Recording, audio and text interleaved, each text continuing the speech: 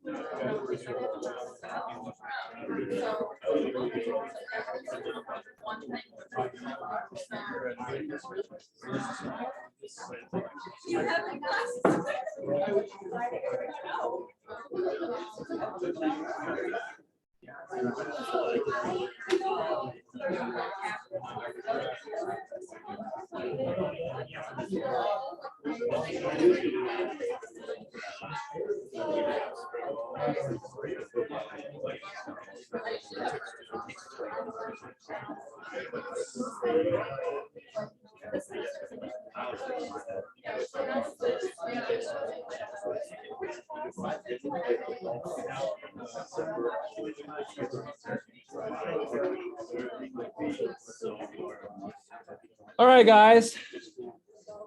Good afternoon. All right. That's a lot of excitement. I like it, but let's keep it quiet for a moment. All right. Thank you very much, and welcome back to the class. I see you now. Glad to see you again. Won't be seeing me again next week. I'll be online, right? So just so you know, you've seen your grades, right? All of you, most of you. 4 students are still missing because you guys probably took it at a testing center. I need to process them and get the grades up there, but should be done anytime now. Okay. And the other 4 students, I took a quick glance at them. They think they're fine in terms of grade. So I don't see any one of them are failing. So if you're one of them, don't worry about it. Okay. Now statistics. Out of the whole class, I got an average about 80.9, so 81. Okay. And let me tell you, this is the highest ever. Let's give yourself a round of applause. You truly earned it. I was so surprised how Eric yesterday about it. I mean, after my 5 years teaching here, this is the first time ever, highest first exam average. My previous was like 70s, 66. Lowest I ever got is like 60, barely passing, and that's because I was trying to be nice to them, and it's a horrible class that year. And I have taken a lot of responsibility for that too, right? Since I'm the teacher there. But anyway, you guys doing very well, okay? I'm very happy to see the progress. That being said, a little spread. I have 17 students over 90s, okay? That's the record. And I have 1 student did 100, okay? And out of the 17 students, I have a few, like 6 or 7 students got 98. Most of them got 95 or 92s. So I'm pretty happy about them, okay? Now, on the lower side, like I said, there's a little bit bipolar. I have maybe 2 students, 50s, something like that. I don't think you're here. If you're 50s or something, I'd be very surprised you're here and still getting 50s. But if you do, come talk to me after class. And if you hear me online, come talk to me after class, okay? So that's 2 people I'm worried about. And I have like a few people just right about 60s. And those are the folks that I need to worry about, okay? Now you think this way, right? It's all about competition, right? So now the average is 81, 60 doesn't look so good anymore, doesn't it? I mean, few semester back, yeah, 60 is a goal, you get a goal pass, but not anymore, okay? So if you are the 60s, you want to worry and you want to do more for next exam, make sure you're up there, okay? I don't think, again, those students are here, but still, I just want to emphasize on that, okay? All right, so that's about the exam. We'll talk about details after we finish the shear session out of it. And let me drag this over. I don't know why this is not showing up. But on the other hand side,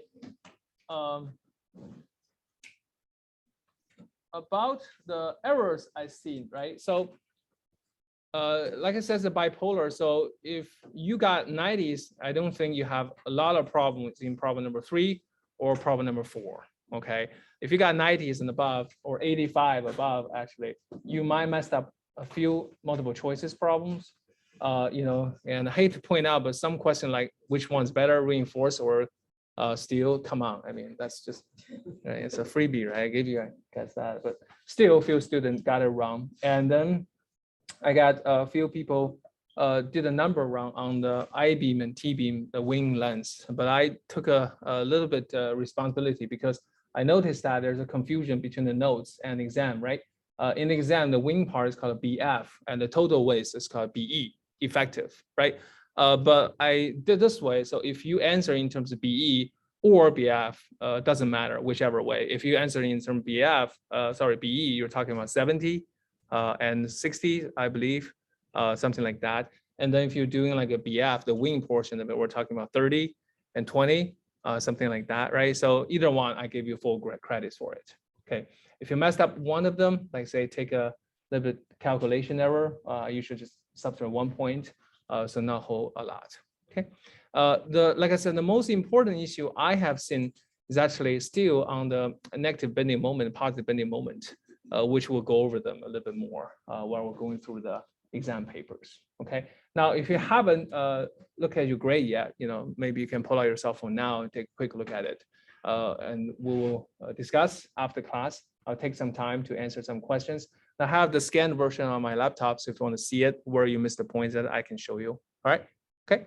All right. So anyway, we'll circle back and talk about it. But before we go on, let me finish the shear problem. Okay. All right. So what about a shear, right? So we have gone through the shear design for various of loading, right? You know by now, it is critical to know what is the contribution for concrete and what is the contribution for steel, for stirrups, right? And you also know that the contribution for concrete and shear is almost fixed. What's that equation? VC equal to what? 2 lambda, come on, finish the lyric. Square root of F prime C, BW ds, right? So that's almost fixed. And then you multiply by strength reduction factor, that is 0.75, right? And that's a constant. Once you have that, you use VU divided by phi minus VC, you get a VS. And that is a required shear resistance for the stirrups. Now, there are two properties for the stirrups we need to design. One is the bar size, but usually are given on the field, in the field, right? You're not worried about it. Now, the other thing to worry about is the spacing between the stirrups, and that's what we're designing for, right? So spacing is a tricky thing because there are so many requirements. There are minimum amount of reinforcement area needed. There are also other requirements. So to do that, we come up with a table. Remember the 4-column table? And that table was listed based on one criterion, that is how much of a concrete contribution corresponding to the applied shear. How much of a concrete contribution in terms of shear versus the applied shear force. So the first category, if half of the concrete contribution after strength reduction factor, that is still greater than the VU, you have these two equations, which is minimum spacing. And mind you that I made a mistake last time by putting a DS here, but you can see that that's gone, right? No more DS, okay? Now the second category, if half of the concrete resistance does not cover the applied shear, but the full concrete resistance does, you fall in this category. So basically adding two terms, the 24-inch and ds over 2.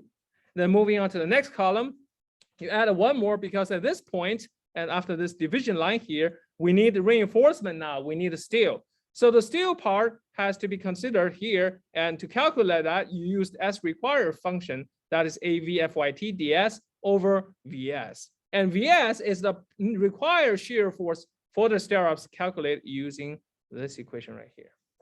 All right.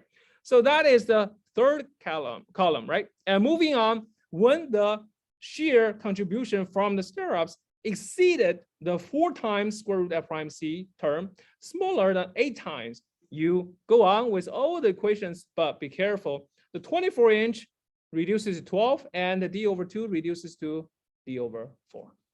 Okay, so pretty clear, right? Using this equation or tables, you can now design for shear. And how do we do that? In this example, right, we increase the shear forces, right? And basically have all shear forces span across all these columns, all these conditions.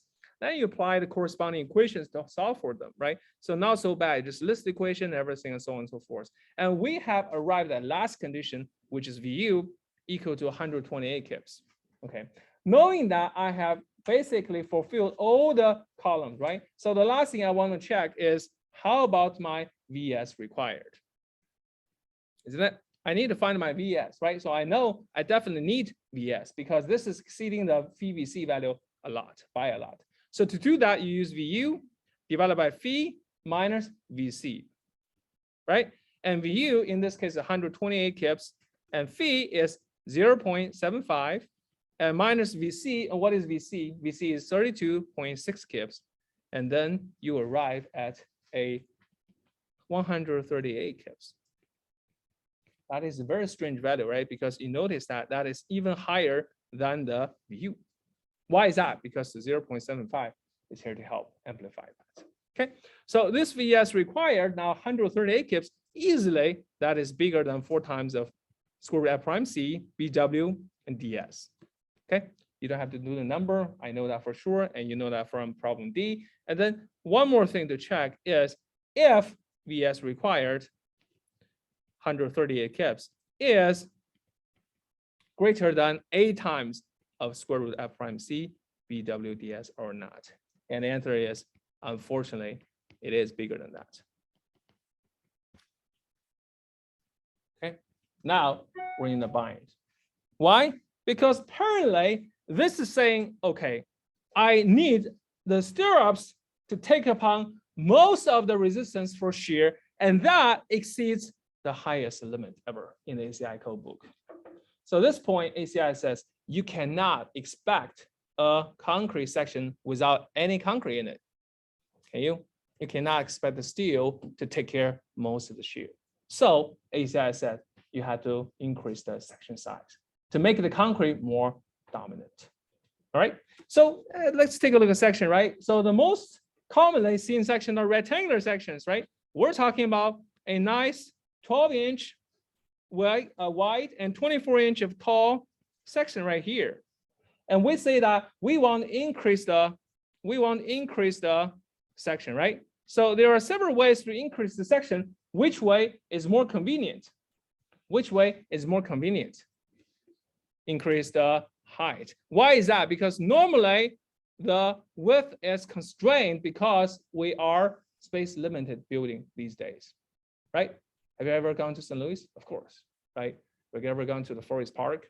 There's a tiny highway, right? Left and right, there's only one lane, right? For me, coming from Texas, that's unimaginable, but apparently that's what's happening, right? Because all the infrastructure is in place. You had to add lanes, right? To make it work. So now in this condition, you have to increase the depth instead of the width. So that means I have to increase my DS. All right.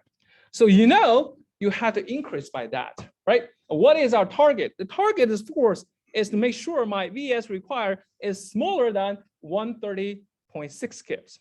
So if I say that my VS required is right now at a point of 138 kips, right? So that means my VS is this line right here. And I draw a horizontal line versus the depth of the section DS right here. Can I do that? Sure, right? I'm just drawing a line here, right? What's so big deal about it, right? So I can just draw a line here. So that means if I want to reduce or decrease the 138 kips to a 130.6 kips, that is right here. And this is so-called 8 times of square root F prime C BW DS. All right. So if I want to drop this 138 kips to 130.6 kips, how much I have to drop from or how much I have to decrease or increase my DS, right? How much I have to increase my DS from a 12-inch, from 24-inch, which is right here, to some number. Does that make sense to you? No, it doesn't. Why? Look at this curve, right? I am reducing my 138 kips to 130.6 kips. So it should be decreasing, right? But in terms of my height, I am actually decreasing as well. It doesn't sit right, right? What is missing here? What is missing here? There is a there is a negative sign in front of it. Okay, why is that? Because what is VS required? VU over phi minus what? Minus VC. And VC is what? VC is what? VC is what? What's the equation for VC? 2 lambda square root of what? A prime C, BW what? DS. So you look at the equation relationship. That is, DS is positively proportional, or yes, proportional to VC, but inversely proportional to VS required because there's a negative sign in front of VC. Isn't it? There's a negative sign in front of VC. Yes. Are you comparing the DS or the height of it? Because wouldn't the DS be 21 and a half? Oh, yeah, you're right. Absolutely. Sorry. That's not H, right? 21 and a half. Correct. So there is a negative sign in front of it, right? So what should I do? I actually have to put a negative sign in front of it, right? And I say that, should I go from negative 21.5 to somebody right here? Okay. But do you really care about it? You don't. Why? Because you care about is this relationship is linear. You see that? This relationship is linear. What does it mean? It means that if I want to increase, right? I want to increase my number, right? So I just need to do a inverse proportional, right? So I say that to reduce the DS, so DS target, right? Let's call it DST divided by 21.5 inch should equal to a 138 kips divided by 130.6 kips. And that gives me DST equal to a 138 over 130.6 multiplied 21.5 inch. Okay, so that's the so-called, actually in physics, scaling laws, right? It's a linear scaling laws, which is beautiful. All right, so can you help me out here to see how much I have to increase my depth of the beam? Quickly, just simple calculation, 138 over 130.6 multiplied 21.5 inch. Yeah.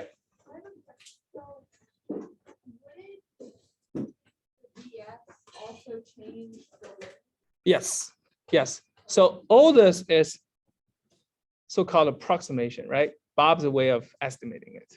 You're right, right? So I am not saying this is actually linear, right? I'm not saying this is linear, but I'm just proposing if it is linear, what will happen? Right, what will happen? So let's take a look at it, right? What will happen if I do this linear relationship? What is DST? 22.7. 22.7, right? So that is almost a full inch of increment, right? Full inch of increment. So let's just be safe. Let's put a 0.5 there. Why is that? I like hold some number. So 21.5 plus 1.5, right? Just put some number, right? So that is what? 23 inch, right? Now, can somebody help me calculate what is VC for 23 inch? 2 lambda, don't forget 2 lambda, square root of 4,000 PSI. Lambda is 1, BW 12 inch and 23 inch. Come on, what you have? In terms of kips, what you have?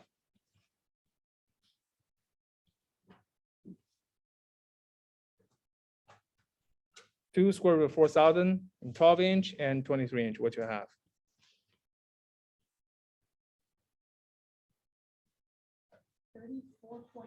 34.9 kips.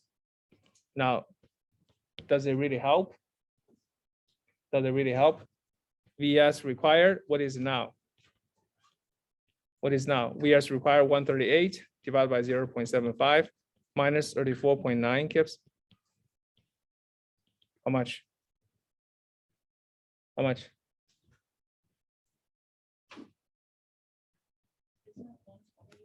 $128. Yeah, you're right. Give me 1 second. Correct that. That's the applied VU, right? There you go. 128 over 0.75 minus 34.9. What you have? 135.8. Does that help? Does that help? Not really. Not really. All right. So what's wrong here? What's wrong here is that when you're trying to increase the section, right? When you're trying to increase section, like was pointed out here, both things changes. Both things changes. Okay. So why I put this out here? Because I used to do this all the time in my time there in the office. But sometimes I made a mistake by linearly increase the section size. So when you're trying to increase section size, what you want to do? You have to estimate still, right? But you have to have a rule to do that, right? So you look at this linear relationship, you realize that this does not give you a whole lot. So what you do to increase your section size? You do the other way, right? So you do this way. You say VS required now has to be smaller than A times square root F prime C BWD, and that is 130.6 kips. Okay, and you know that for sure, right? And then you say, if I know that, let me just be safe. Let me just be safe. I say that I want VS required to be very low. I say I want to be 0.9, 90% of 130.6 kips. Folks, help me out here. What number I have here? 0.9, 130.6. Quickly. 1. Something like that. 1718. 117.5. Okay. So I start from there, and then I say VC now has to be greater than or equal to VU over phi minus VS required target. Okay, target. Why do you use the 0.9 there again? Just to say 90%. I want to leave a 10% margin. Yeah. So now let's put the number here, right? VC has to be greater than or equal to VU. What is VU? 128 divided by 0.75 minus 117.5 kips. And what you get? Come on, help me out here. What you get? Anybody? Punch the number. How much? 53.1 kips. Okay. And now with that, I say VC is equal to 2 lambda square root F prime C BW ds. So ds has to be equal to 53.1 kips divided by 2 square root of 4,000 and 12 inch. And now ds equal to what? Equal to what? 53.1, and let's multiply 1,000 and divided by 2 square root of 4,000 and multiply 12. What you have?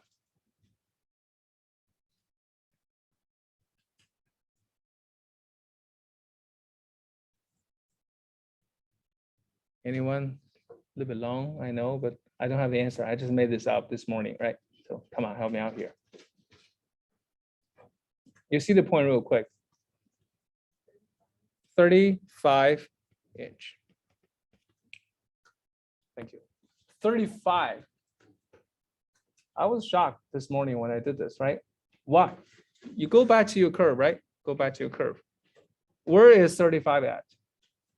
21.5, you know, and magnitude 30.5. So something like here, right? So if I put a sign this way, let it go this way. So it's somewhere in here, right? So quite a bit of a change for the section height. We're talking about originally this much. This is 24, right? And now it has become 35 inch. Right? Now we said, right, if we want to increase the section size, we want to go with the height because the width is restrained, right? But now as you take a look at it, do you want to go with the height anymore? The answer is no. Why? There's something I haven't talked about. If you go to so deep, right, you end up with a deep beam. Deep beam. So what happens with a deep beam? What happens with a deep beam is that a 45-degree diagonal direction crack may not be valid anymore. May not be valid anymore. Okay. So that's the lesson learned. I was not going to show this because it's a little bit outside the scope. But this is actually what happened in the design office, right? You go by intuition, you're just trying to make something work, but it doesn't always necessarily work, right? So at this point, I want to see that if you have to change your section size, the first thing is not to increase the section size. The first thing is ask your supervisor, your PE guy. First year on the job, you have a PE to mentor you, right? Ask him, how much more space do I have? Get it? How much more space do I have? Why? Apparently just the DS won't work. Why is that? Why is that? Because if I do another way, if I can increase both B and D and let it be squared, isn't it? If I increase B, that's one factor. I increase DS, that's another factor. It's a squared effect, right? So you have much more efficiency. Yeah, which means it's much bigger, right? So that means you need more room. You need more room. Understand? Good, good. Okay. So what happens? Your supervisor, your PE guy, like, you know, I don't want to use the A word, but you know, like me, pain in the neck, coming down, bracing. Oh, I don't have space. I don't care. Get it done today. I don't know. Yeah, it could be like that, right? In the day office, southern beams need to be designed. What you do? What you do? You tell your supervisor, I don't think we can do regular reinforced concrete here. Isn't it? We need other ways. What other ways? Pre-stressed, steel structures, steel encased, so many other type of structures, right? Why? Because it's not worthwhile, right, to stick with this, isn't it? So reinforced concrete is not the solution to all problems. You have to improvise, but you have to know your limits, right? You have to have a systematic way to arrive at the conclusion that how to design it flexibly. Okay. All right. So just a little bit sneak peek to tell you that knowledge we learn in this class not necessarily directly translate into practice in the office. You have to improvise. But you can see that I am using the knowledge I learned from class, but in a free way, right? Where did I get this linear idea? This is a true example where I did my first year in the CTI, but where did I get this linear idea? Because I took that from the balance condition. Remember the doubly reinforced beam, right? When you're trying to guess the compressive zone, I gave you the linear curve because always you can use some relationship to scale it, right? So I use my basic physics understanding, try to scale it, it doesn't work. Okay, and then I made a mistake. I keep emphasizing I want to increase the depth of the beam, So I was at that point, increase my I beam from axial girder, I think it's type 3 to type 4, and eventually type 7.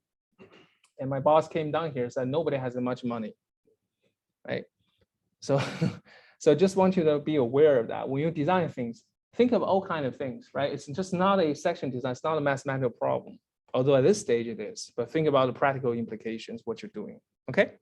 All right, enough of digress, right? Enough of digress. That's pretty much what we need to know about the shear design, right? So now I say DS, let's give a number, say 40 inches, a pretty deep or a deep beam, or you can change the width and change it to a different section, right? But in short, this doesn't work, so change the section size, increase the section size. All right, okay. Now, you have learned all this, right? You have learned all this, right? So you see that we have varied the shear force for all the way from 12 kip to 138 kip. It's quite a wide range of variation for the applied shear force, isn't it? Right? But how do you design a beam using this method?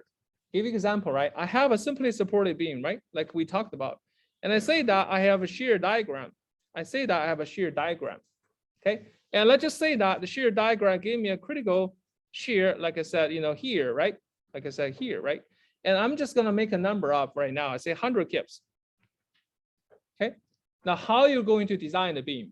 How are you going to design the beam? Will you just take this 100 kips, go through the proper calculation, and determine the spacing between stirrups and go for it? Will you just do that? Can you do that? Yes or no? Why not? We just did that, isn't it? We just did that. Take a number, right? We use 100 kips, and I design for stirrup spacing and lay them right in the beam and make it like that, right? Can I do that? Of course I can, right? So you get a spacing, for example, I'm just making things up, okay? Say 10 inches, all right? And then I'm just gonna put stirrups everywhere, say 10 inches.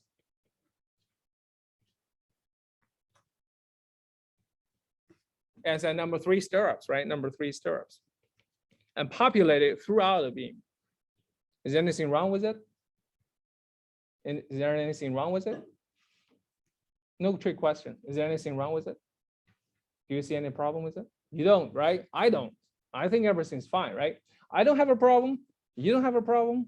Your boss don't have a problem. But the financier, right? The guy who paid for it will have a problem. Why is that? Why is that? Now, when I was growing up, like 10 years old, I used to ride my bicycles in China, right? Not here, apparently. And then when I have a puncture, right?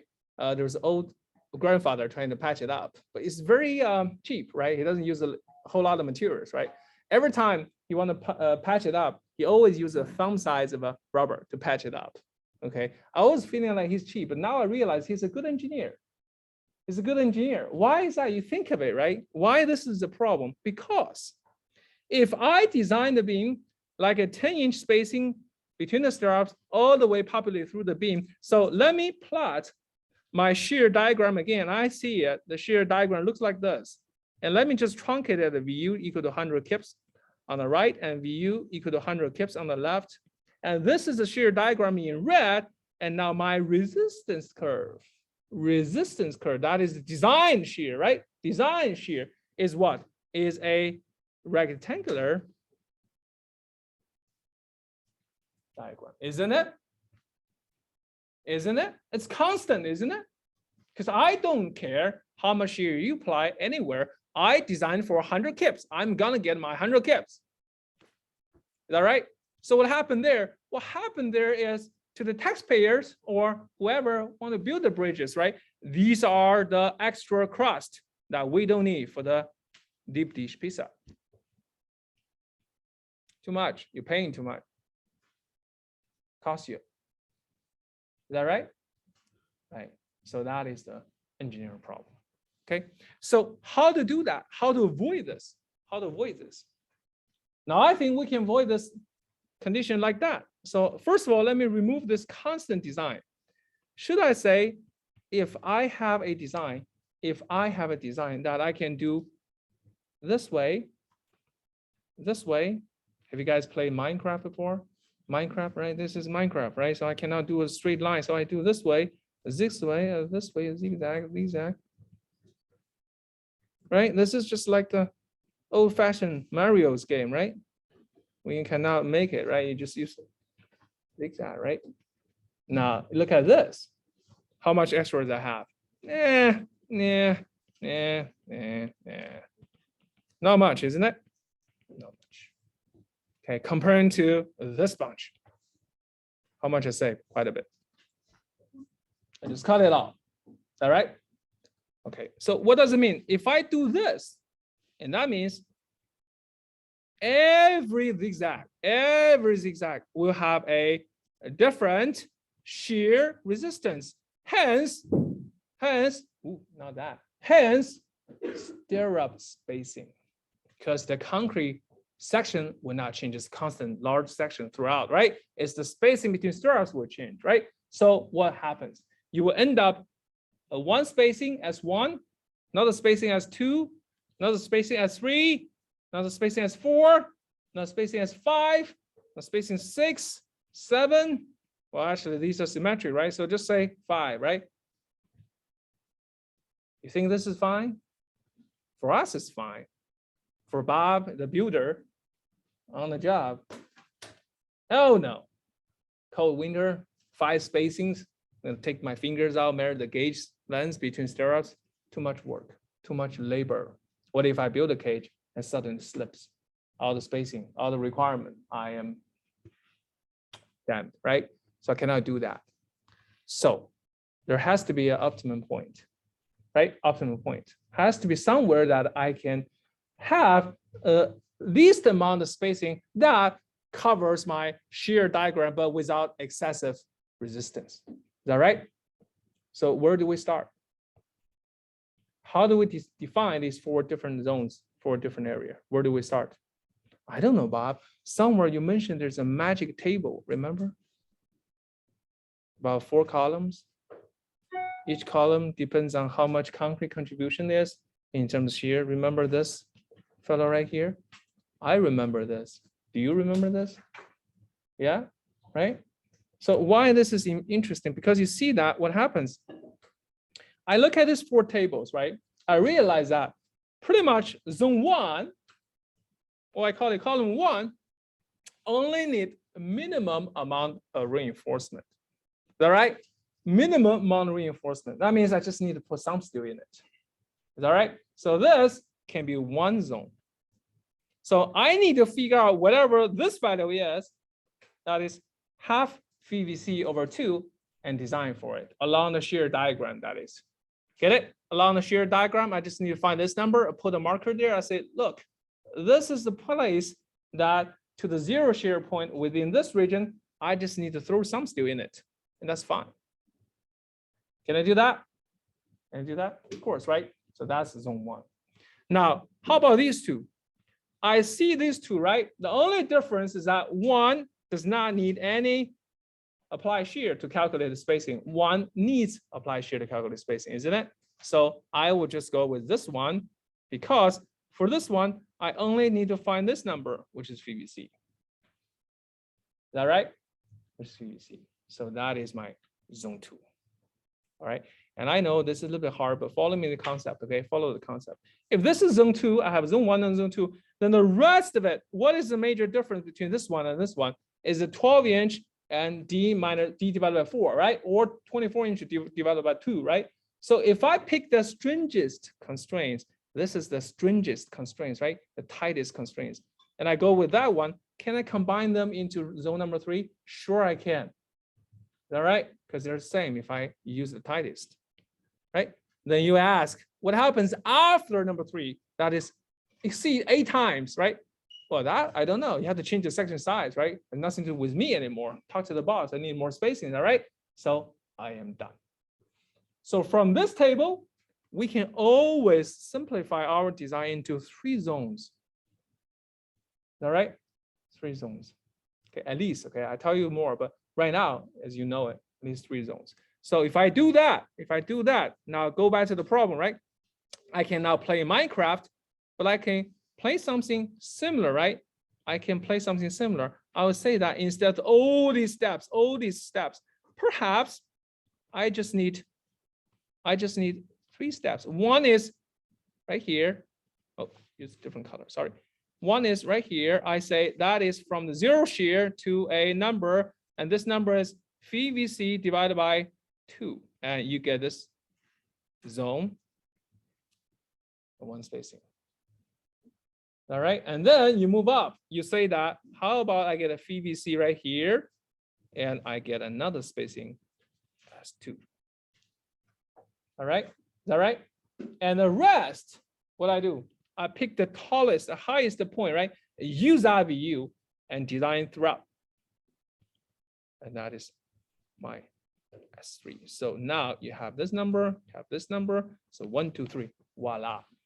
That's your zones. So just need 3 spacings, right? Because the whole thing is metric, right? Because most of our structures are uniformly distributed loaded, right? Uniformly, so I only have 3 different stairwell zones. Get it? So you basically, for any beam in our course, right, you just need to rerun the problem, right? We showed the example problem, right? For every one load, right? Rerun it 3 times to design a beam. That's it. Understand? You don't, I know. The concept is okay, right? Concept is okay. All right. Like I said, it takes a little bit more time. So we will talk about these details on Monday. I just want to give you a sneak peek today, okay? To link it. And we'll give an example on Monday. How do we solve this problem? Okay. But I think it's a good point. We can park here. And I want to show you something, but let's take a 5 minutes break. And then you come back and I'll show you the diagram for shear. Okay. All right. Thank you. And 5 minutes. It's 1:36. See you 1:42. Okay. 1:42.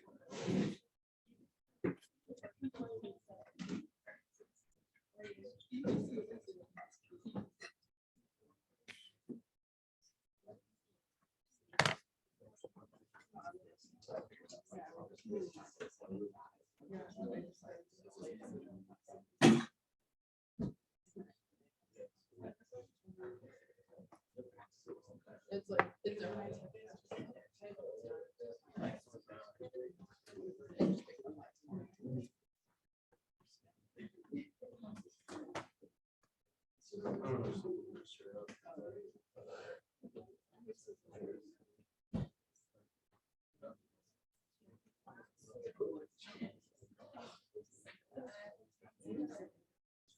I started, I did the first 10. I did about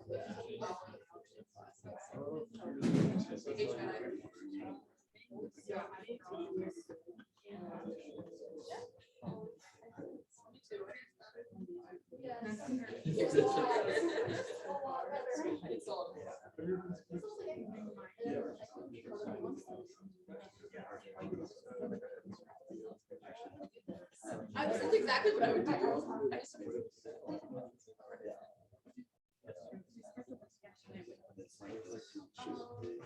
You said that we'd have to email you. We'd have to email you if we wanted to look at our exam. Yeah, well, we can do it today or email me for another time. Yeah, we can do that online. So I have them scanned, so it should be fine. Yeah. Yeah.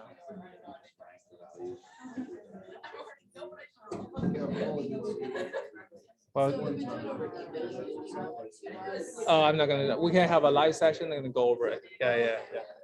Yeah.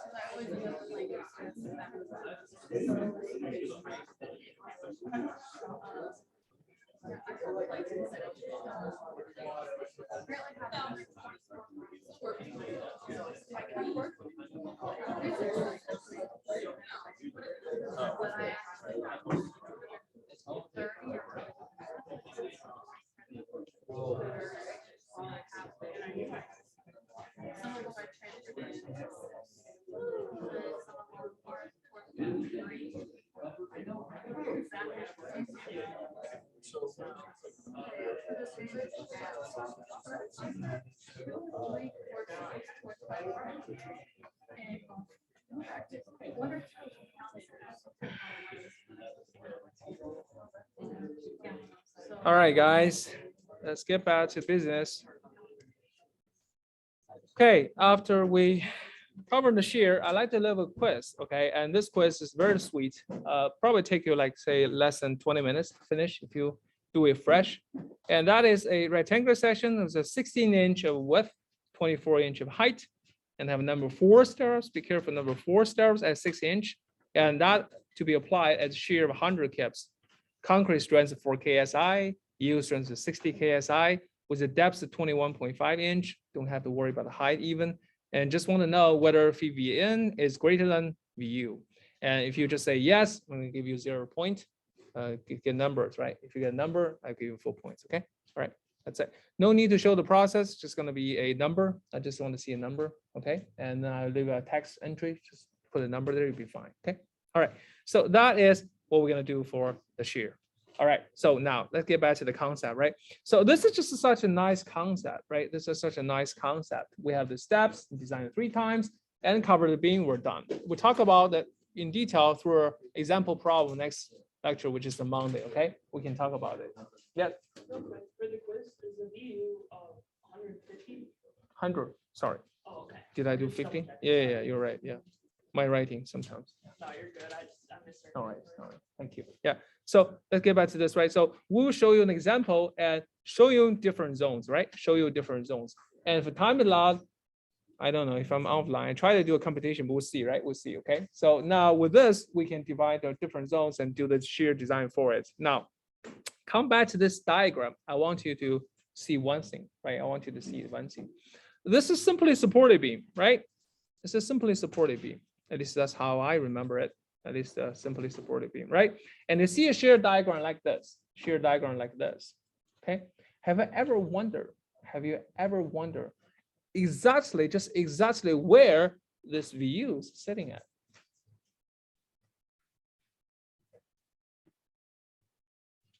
Have you ever seen the bridge before? Sure you have. Have you ever seen it up close? I don't think so. I've seen the pistol up close. I play with that.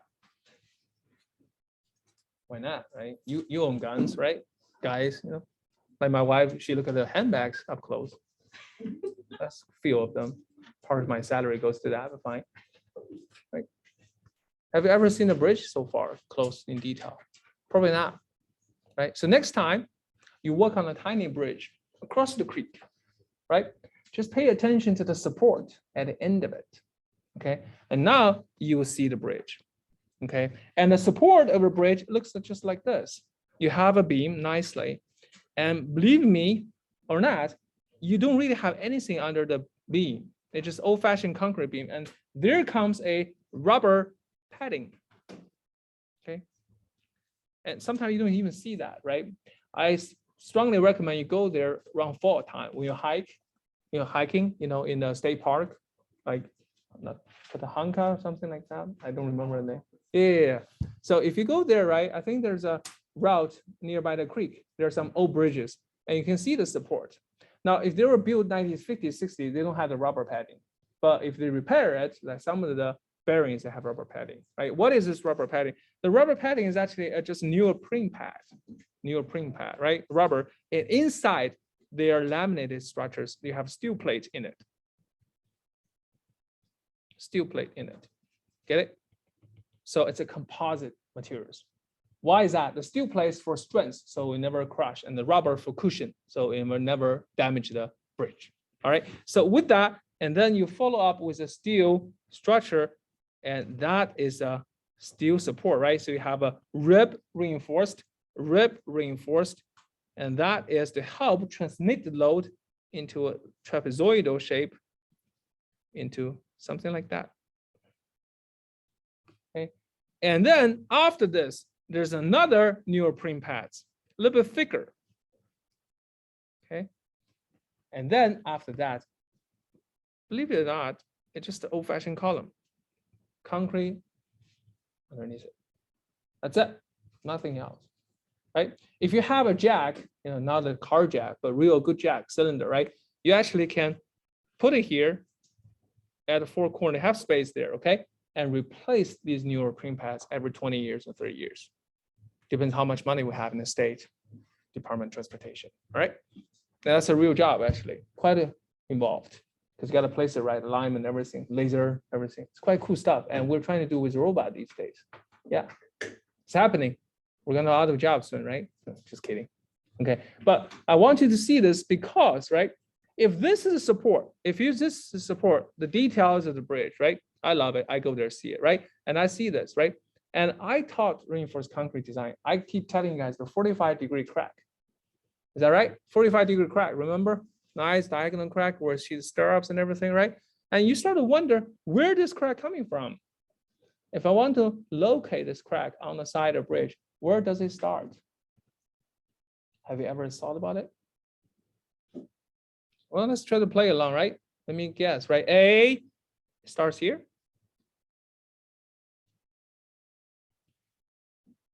B, if this is center line, right? And when I say if this is center line, I mean that it's a simply supported beam, right? So it's just like that, right? A pin support, right? So this is the center line right here, the support, right? And that is actually where V max, maximum shear is at, okay? Notice that I was being very clever. I didn't say VU, okay? I said V max, okay? We'll explain, but I said V max, okay? Now at this point, this is the center point, right? So does that mean that my sheared 45-degree crack originated from there? Could be, right? Why not? Could be, right? Or the 45-degree crack originated at the edge of the support.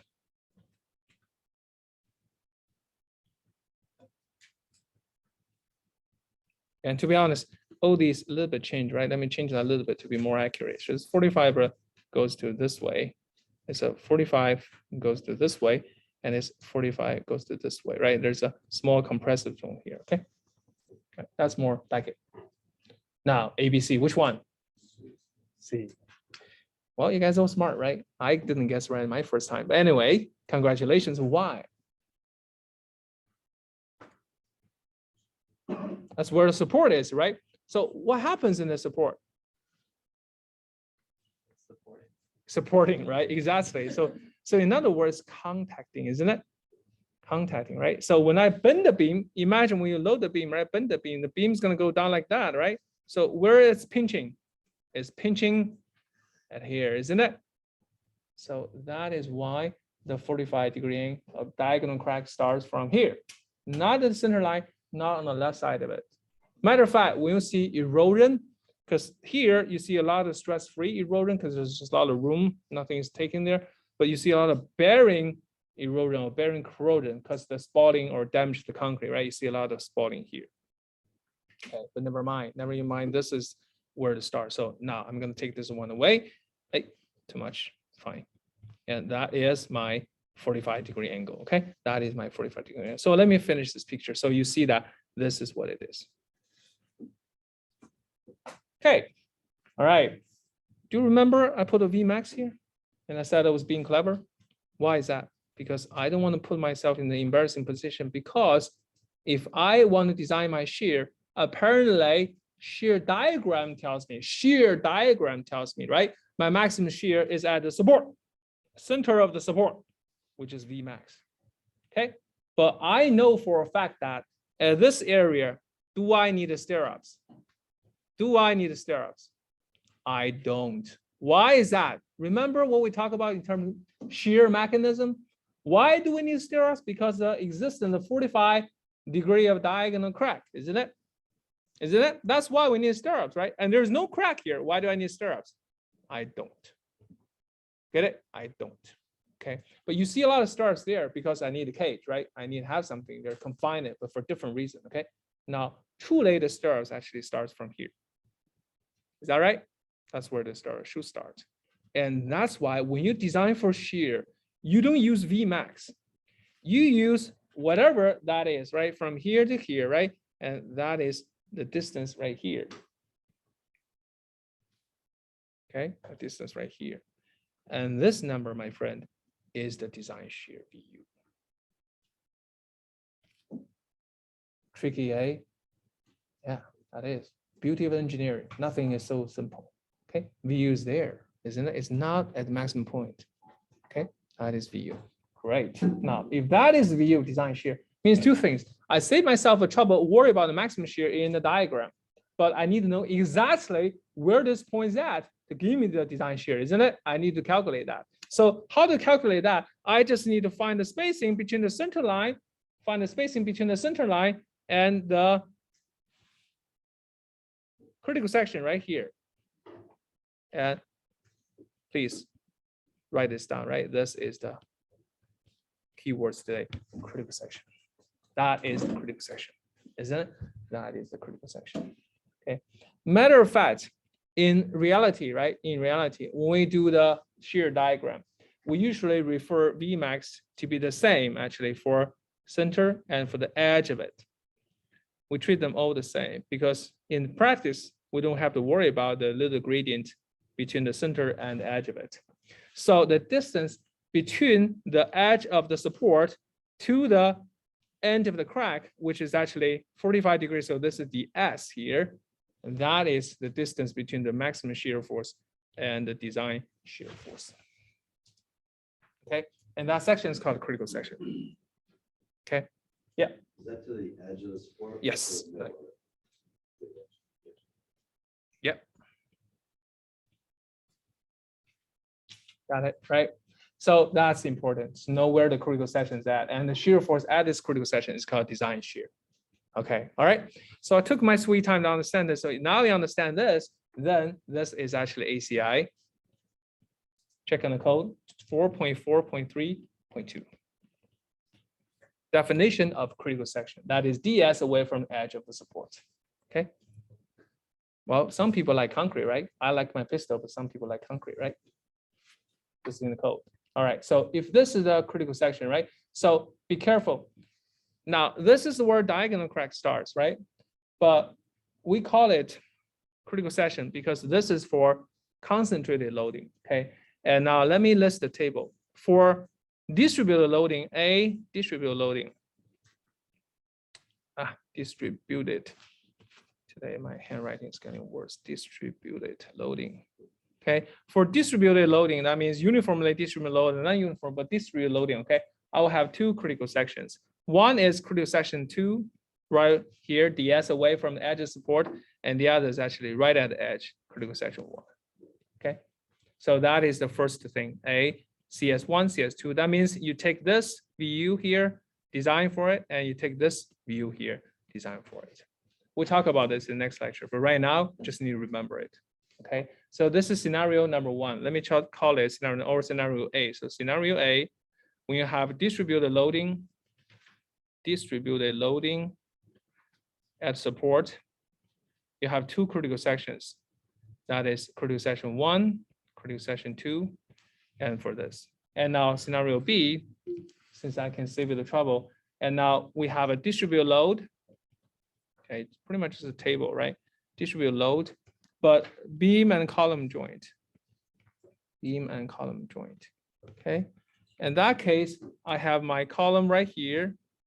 It's just a cut, and then I have my beam right here, cut, column right here, cut, beam right here, cut, right? So this is my column beam joint, and guess what? If I have a distributed load, that means that distributed is on the shoulders right here, right here, right here, right here, and right here, right here, right here, right here, and my 45-degree line is right here. So be careful, right? It doesn't start from the from the top, right? It starts from the bottom right here. So 45-degree angle, 45-degree angle. Don't draw it the other way, okay?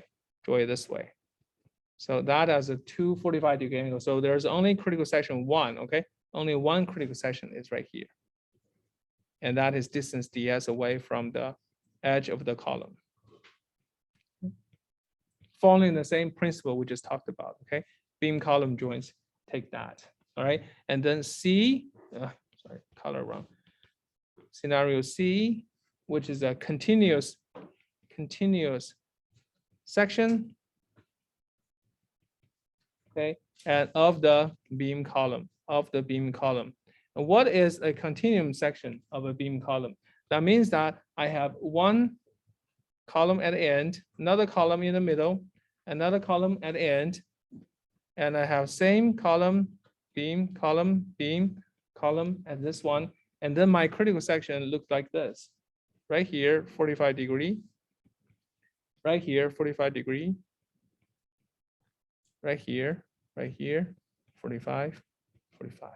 Okay, and then the critical section right here, CS, CS, CS, CS. And these critical sections are the point you're trying to get your view from the shear diagram. And then I have D, get my colors messed up, D, okay, D, and this is called edge load. Okay, edge load, become a little bit boring now, but that's what we have here, edge load. And say if I have reuse this one color a little bit differently. So this is the beam, And this is the support, right? We just talked about a support column like this. Okay, and then there are critical sections are here. One critical section and call it CS1, and then 45-degree crack and DS away from that. And this is another one, CS2.